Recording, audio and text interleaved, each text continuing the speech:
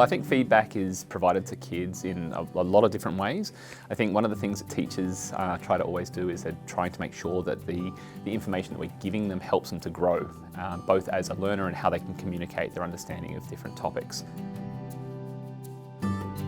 That's a really good question. I think feedback's essential as an educator to build that rapport with the kids. Everyone's at a different level, and targeted feedback allows us, I think, to be able to give the kids individualised information about how they can better develop in certain areas. And I always try to emphasise with my students, as I know a lot of my colleagues do, is that it's really about opportunities for growth. They're not meant to be setbacks, they're meant to be ways that you can go forward so that way you can show a better understanding of what it is that you're trying to explain. Well, I think it depends on a lot of different activities that we might be doing at the time. It'll come in lots of different forms.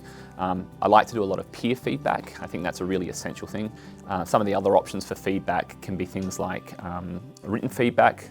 Quite often we'll use recorded feedback. It might be something that's a digital recording so that it's actually on their screen and we're highlighting the areas that we're trying to get them to think about or to improve on. One of the things that we all try and do, all educators, is that whole idea of a positive learning environment, positive affirmations. And it's very important, I think, moving forward as they are preparing for moving out into the real world, into adulthood, both how to give meaningful feedback, but also how to receive that. And I think for a lot of us, it's human nature to be defensive of our ideas, and sometimes feedback can be hard to take.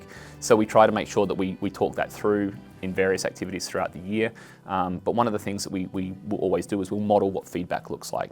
You know, we do that through thinking routines. We'll sometimes do that through the actual modelling of feedback against a rubric, where we'll actually write examples for the students and say, as table groups or as pairs or individuals, how would you grade this? What does it look like? What does the language within a rubric actually ask for?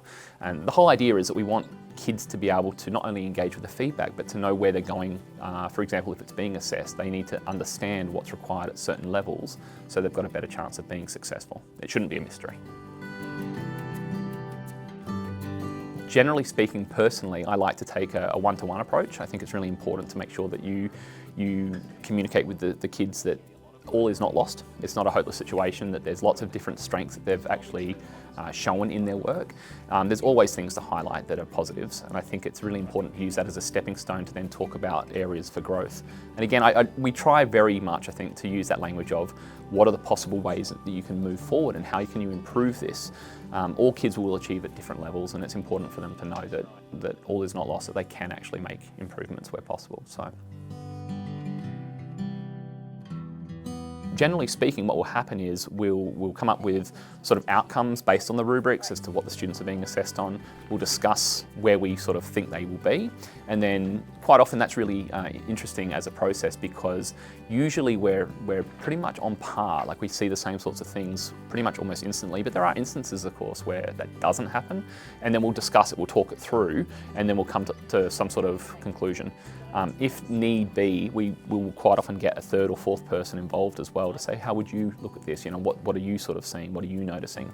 But as I say, it's always good to have that professional discussion, because it helps you to make sure that the experiences that are occurring in one classroom and the outcomes, the expectations, are the same from one to the next. It's really important for that consistency.